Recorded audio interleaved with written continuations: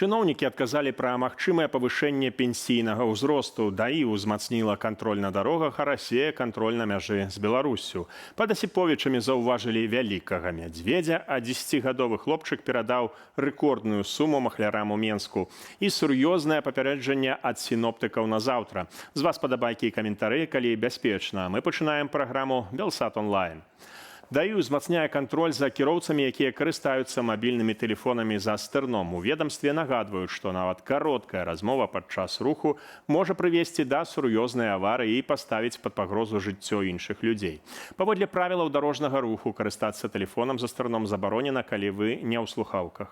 За парушэнне прадугледжаны штраф да 2 базавых велічыняў, у выпадку паўторнага парушэння цягам года ад 2 да 8 базавых велічыняў. Калі ж выкарыстанне тэлефона будзе прычынаю ДТЗ, то кіроўцу пагражае штраф ад 5 да 20 базавых велічыняў і пазбаўлення права кіравання транспартнымі сродкамі на тэрмін да 2 гадоў. У Дрыбінскім раёне 52гадовы кіроўца Audi не справіўся з кіраваннем і ўрэзаўся ў мотаблок, што рухаўся ў тым жа кірунку. На жаль, 60гадовы кіроўца мотаблоку загінуў на месцы. Яшчэ адно ДТЗ адбылося ў горадні. На кальцы вуліцаў Суворава і Маслакова сутыкнуліся 2 легкавыя аўтамабілі. Дарожны рух на гэтым участку працяглы час быў ускладнены. А ў Менску кіроўца, верагодна, заснуў за рулём. Ноччу на праспекце Пераможцаў 27гадовы мужчына на Hyundai з'ехаў з праезнай часткі і ўрэзаўся ў раздзяляльную агароджу. На шчасце, ніхто не пацярпеў. У Менску 10гадовы хлопчык аддаў махлярам амаль 200 000 долараў, што бацькі адкладалі на куплю кватэры. Паводле міліцыянтаў, усё пачалося са званка, нібыта пра замену дамафона. Школьніка папрасілі паведаміць код з СМС, а пасля праз відэасувязь з ім звязаўся чалавек, які назваўся работнікам міліцыі. Ён запужаў дзіця, што бацькам пагражае крымінальная справа і загадаў, так бы мовіць, задэклараваць усе наяўныя грошы. Хлопчык у 2 этапы вынес з дому 160 000 долараў, 30 000 еўраў і 30 000 рублёў. Паводле інструкцыяў ашуканцаў, ён схаваў грошы ў кустах каля дому, пасля чаго яму загадалі нікому нічога не казаць і як мага даўжэй не вяртацца дадому. Кур'ера, які забраў грошы, затрымалі, аднак паводле міліцыі ён ужо паспеў пераслаць іх за мяжу. Сябры, лішні раз пагаварыце пра такія выпадкі са сваімі дзецьмі, бо гэта не толькі страта грошай, але яшчэ і сур'ёзная псіхалагічная траўма для малых, ды і для ўсёй сям'і. А бывае і такое. У Менску жанчына выклікала міліцыю праз фота, створанае штучным інтэлектам. На фота невядомы мужчына, які нібыта выносіць тэлевізар з ейнай кватэры. Як высветлілася, гэткім чынам з маці пажартаваў 10гадовы сын. Жанчына звярнулася ў міліцыю, падумаўшы, што сапраўды адбываецца крадзеж. Пасля таго, як праўда высветлілася, яна пачала хвалявацца, ці не пагражае штраф за ілжывы выклік. У міліцыі, аднак, заявілі, што ў гэтым выпадку выклік уважаецца выпадковым, бо жанчына не ведала, што гэта быў розыгрыш. Калі б пра няіснае злачынства свядома паведаміў сам школьнік, гэта ўжо б магло прызнацца наўмысным ілжывым выклікам. У Беларусі пашырылі спіс органаў і тканак чалавека, якія можна перасаджваць. Адпаведную пастанову Міністэрства аховы здароўя ўжо ўвялі ў дзеянне. Такім чынам, у пераліку 9 новых пазіцый. Сярод іх маціца, наднырачнікі, мезахімальныя ствалавыя клеткі, перыферычныя нервы, вязы, падскурна-тлушчавая тканка, фасцыі, апанеўроз і тканкавыя комплексы. Таксама беларускія медыкі атрымалі магчымасць праводзіць новыя камбінаваныя трансплантацыі сэрца разам з печанню, а таксама сэрца разам з ныркаю. Раней сэрца перасаджвалі толькі ў комплексе з лёгкімі. Агулам у абноўленым спісе цяпер 36 пазіцыяў. На мяжы Расіі і Беларусі ўзмацнілі кантроль за легкавымі аўтамабілямі. Пра гэта паведамляе тэлеграм-канал Мэйдэй са спасылкаю на сведчанні кіроўцаў. Акрамя таго, на аб'язных і лясных дарогах у Смаленскай вобласці цяпер дзяжураць чальцы так званых добраахвотных народных дружынаў. Гэтыя фармаванні былі створаны яшчэ ў 2019 годзе, аднак для патрулявання прымежных дарог іх пачалі актыўна выкарыстоўваць толькі цяпер.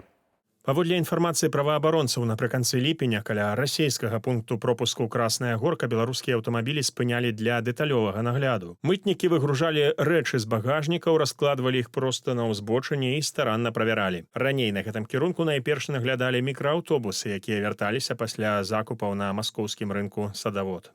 У Віцебску сілавікі зноў праводзяць рэйды сярод людзей, якія трапілі ў базу беспарадкі. Паводле праваабаронцаў вясны міліцыянты прыходзяць на месца прапіскі ўдзельнікаў пратэстаў 2020 года, правяраюць іхныя тэлефоны і дакументы. Ужо вядома пра некалькі выпадкаў, калі пасля такога правярання людзей абвінавацілі ў распаўсюдзе экстрэмісцкай інфармацыйнай прадукцыі. Ім пагражаюць суды, штрафы або арышты. Базу беспарадкі стварылі на даручэнне Лукашэнкі пасля масавых пратэстаў супраць фальсіфікацыі выбораў 2020 года. Афіцыйна база называецца «Адзіная інфармацыйная сістэма ўліку ўдзельнікаў акцыяў пратэсту». У ёй сабраныя звесткі пра затрыманых або ідэнтыфікаваных удзельнікаў акцыяў, а таксама пра адміністратараў і удзельнікаў некаторых лакальных тэлеграм-каналаў. Фактычна гэта пагалоўны перапіс нязгодных з палітыкаю рэжыму. Паводле сумнавядомага дэпутата Палаты прадстаўнікоў Вадзіма Гігіна, пенсійны ўзрост у Беларусі найбліжэйшыя 5 гадоў змяняць не плануюць. Пра гэта чыноўнік заявіў падчас сустрэчы з жыхарамі Барысава. Маўляў, цяперашні пенсійны ўзрост адпавядае сярэдняй працягласці жыцця ў краіне. Разам з тым, паводле Гігіна, пенсіянеры прапануюць мацней звязаць памер пенсіяў з заробкам і умовамі працы, а таксама развіваць назапашвальную пенсійную сістэму.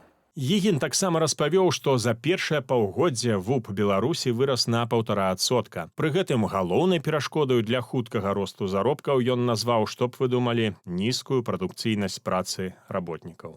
У Асіповіцкім раёне проста на палях каля аграгарадку Ліпень заўважылі мядзведзя. Выглядае, быццам уладар беларускіх лясоў выйшаў пацікавіцца, як там ідзе знакамітая так званая бітва за ўраджай. Варта, аднак, памятаць пра сваю бяспеку, да гэтага заклікае і мясцовы лясгас.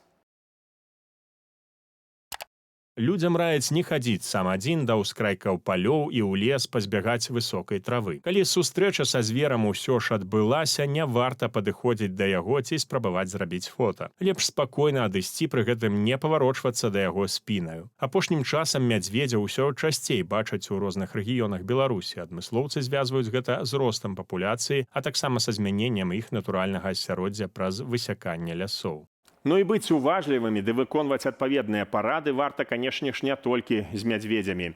На польскім баку ў Белавежскай пушчы зубр напаў на чалавека. На відэа бачна, што мужчына падышоў да дзікай жывёліны занадта блізка, пасля чаго зубр збіў яго з ног. У Белавежскім нацыянальным парку падкрэсліваюць, што жывёліна не нападала без прычыны, а абаранялася, бо чалавек парушыў бяспечную дыстанцыю. Пацярпелы атрымаў глыбокую рану галёнкі і моцнае садно, яго шпіталізавалі. У Беларусі на заўтра абвешчаны чырвоны ўзровень небяспекі праз спёку. Паводле сіноптыкаў, на поўдні краіны паветра прагрэецца да плюс 40 градусаў. Пры гэтым удзень месцамі чакаюцца навальніцы, моцныя ліўні, град і парывісты вецер. Заклікаем быць асабліва уважлівымі кіроўцаў. У дарозе варта мець запас пітной вады, не астуджаць салон аўтамабіля занадта рэзка пасля стаянкі на сонцы, а падчас працяглых паездак рабіць прыпынкі кожныя 1,5–2 гадзіны. Таксама аўта трэба па магчымасці пакідаць у цені або выкарыстоўваць сонцаахоўныя экраны. На гэтым развітваюся, сябры, стаўце лайкі і падпісвайцеся на канал. Гэта вельмі важна для прасоўвання аператыўных і незалежных навінаў. Беражыце сябе.